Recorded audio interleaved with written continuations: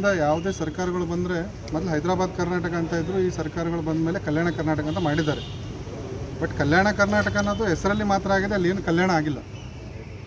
ಅಲ್ಲಿ ಇರ್ತಕ್ಕಂಥ ಬಡತನ ತಮ್ಗೆ ಗೊತ್ತಿರೋ ಹಾಗೆ ಎಲ್ಲರೂ ಗೂಳೆ ಬರ್ತಾರೆ. ಮಹಾರಾಷ್ಟ್ರ ಮತ್ತು ಬೆಂಗಳೂರು ಈ ಕಡೆ ಎಲ್ಲ ಗೂಳೆ ಹೋಗ್ತಾರೆ.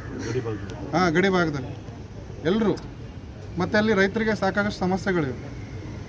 ಮತ್ತು ಹೆಚ್ಚಾಗಿ ಶಿಕ್ಷಣದ ಕೊರತೆ ಇದೆ.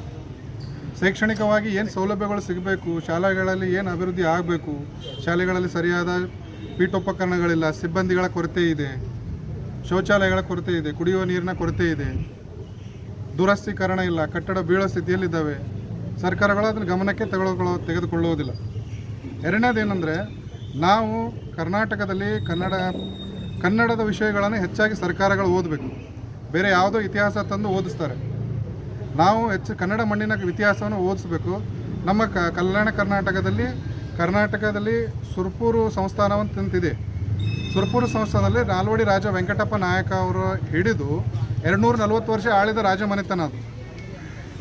ಅದಕ್ಕೆ ಒಂದು ಅಧ್ಯಯನ ಪೀಠ ಮಾಡಬೇಕು. ಕನ್ನಡದ ಇತಿಹಾಸ ಉಳಿಬೇಕಂದ್ರೆ ಕನ್ನಡ ಪರ ಹೋರಾಟಗಾರರ ಕನ್ನಡದ ವಿಷಯ, ಕನ್ನಡ ಮಣ್ಣಿನ ಅಸ್ಮಿತೆ ಉಳಿಬೇಕಂತಂದರೆ ಪಠ್ಯಪುಸ್ತಕದಲ್ಲಿ ಕನ್ನಡೀಕರಣ ಆಗಬೇಕು. ಅದು ಬಿಟ್ಟು ತಮ್ಮ ಸರ್ಕಾರ ಪಕ್ಷ ಅದಕ್ಕೆ ಅನುಕೂಲವಾಗುವಂತೆ ತಾವು ಪಠ್ಯಪುಸ್ತಕಗಳನ್ನು ರೆಡಿ ಮಾಡ್ತಾಯಿದ್ದಾರೆ. ಅದಕ್ಕಾಗಿ ಮುಂಬರುವ ದಿನಗಳಲ್ಲಿ ರಾಜ ವೆಂಕಟಪ್ಪ ನಾಯಕ ಅವರ ಹೆಸರಿನಲ್ಲಿ, ನಾಲ್ವಡಿ ರಾಜ ವೆಂಕಟಪ್ಪ ನಾಯಕ ಅವರ ಹೆಸರಿನಲ್ಲಿ ಒಂದು ಅಧ್ಯಯನ ಪೀಠ ಮಾಡಬೇಕು. ಎರಡನೇದಾಗಿ ಕಲಬುರಗಿಯ ಒಂದು ವಿಮಾನ ನಿಲ್ದಾಣ ಏನಿದೆ, ಆವಾಗ ರಾಷ್ಟ್ರಕೂಟರ ರಾಜಧಾನಿ ಆಗಿತ್ತು ಅಲ್ಲಿ ಮಳಖೇಡ ಅಂತ. ಈಗ ಮೊದಲು ಮಳಖೇಡ ಮಾನ್ಯಖೇಟ ಅಂತ ಇತ್ತು, ಈಗ ಮಳಖೇಡ ಅಂತ ಇದೆ. ಆ ಮಳಖೇಡ ರಾಷ್ಟ್ರಕೂಟರ ರಾಜಧಾನಿ. ಅಮೋಘ ವರ್ಷ ನೃಪತುಂಗನ ಮಹಾನ್ ಮೇಧಾವಿ ರಾಜ.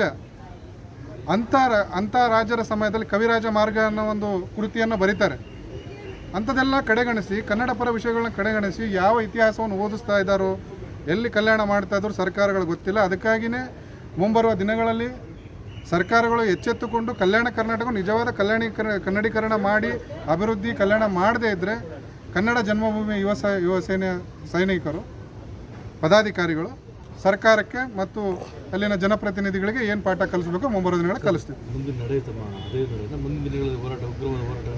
ಉಗ್ರವಾದ ಹೋರಾಟ ಮಾಡ್ತೀವಿ ನಾವು. ಇಲ್ಲಿ ಬೆಂಗಳೂರಿಗೆ ಬಂದು ಸರ್ಕಾರಗಳಿಗೂ ಎಚ್ಚರಿಕೆ ಕೊಡುವಂಥ ಕೆಲಸ ಮಾಡ್ತೀವಿ. ಇಲ್ಲಿನ ಮುಖ್ಯಮಂತ್ರಿಗಳಾಗಲಿ, ಸಚಿವರಾಗಲಿ, ಸಂಬಂಧಪಟ್ಟಂಥ ಸಚಿವರಲ್ಲಿ ಬಂದು ಅದೇನು ಅಭಿವೃದ್ಧಿ ಮಾಡಬೇಕು ತಕ್ಷಣ ಅದನ್ನೆಲ್ಲ ಅವರು ಎಲ್ಲ ಏನು ಅದನ್ನು ಅಭಿವೃದ್ಧಿ ಮಾಡಬೇಕು ಅದನ್ನು ಮಾಡದೇ ಇದ್ದರೆ ಅದ್ರ ವಿಷಯವಾಗಿ ನಾವು ಹೋರಾಟಗಳನ್ನ ಮಾಡ್ತೀವಿ, ಉಗ್ರವಾದ ಹೋರಾಟ ಮಾಡ್ತೀವಿ. ಈ ವಿಚಾರವಾಗಿ ಕೇಂದ್ರ ಸರ್ಕಾರ ಸಚಿವರಿಗೆ ಪ್ರಹ್ಲಾದ್ ಜೋಶಿಗೆ ಮನವಿ ಕೊಟ್ಟಿದ್ದಾರೆ.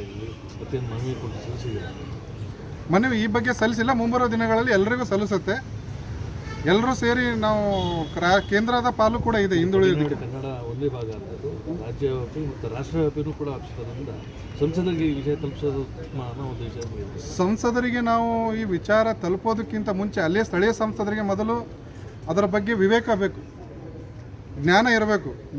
ಇದೇನಿದೆ, ನಮ್ಮ ಸಂಸದೀಯ ಕ್ಷೇತ್ರ ಏನಿದೆ ಅದರಲ್ಲಿ ಏನು ಸಮಸ್ಯೆಗಳಿವೆ, ಅದನ್ನು ನಾವು ಹೆಂಗೆ ಸಮಸ್ಯೆಗಳನ್ನು ಅಭಿವೃದ್ಧಿ ಪಡಿಸಬೇಕು.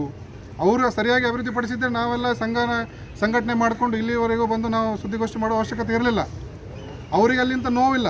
ಅದನ್ನು ಅವರು ಸರಿಯಾಗಿ ಅಭಿವೃದ್ಧಿ ಪಡಿಸಿದರೆ ಅಲ್ಲಿಯವರೆಗೂ ಮತ್ತು ಎಲ್ರಿಗೂ ಅನ್ನೋದು ಮುಂಬರುವ ದಿನಗಳಲ್ಲಿ ಕನ್ನಡ ಜನ್ಮಭೂಮಿ ಯೋಜನೆ ಪಾಠ ಕಲಿಸು.